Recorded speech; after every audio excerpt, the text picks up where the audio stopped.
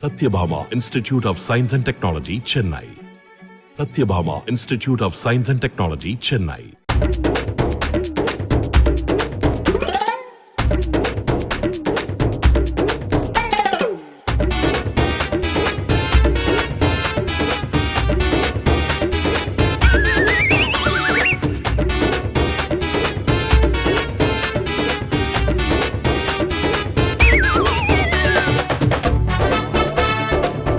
விருதுநகர் மாவட்டம் ராஜபாளையத்தில் நேற்று இரவு சுமார் அரை மணி நேரம் கனமழை பெய்த நிலையில் மதுப்பிரியர் ஒருவர் பழைய பேருந்து நிலையம் அருகே சாலையில் தேங்கியிருந்த தண்ணீரில் படுத்து உருண்டபடி தனக்குத்தானே பேசிக் கொண்டிருந்தார்.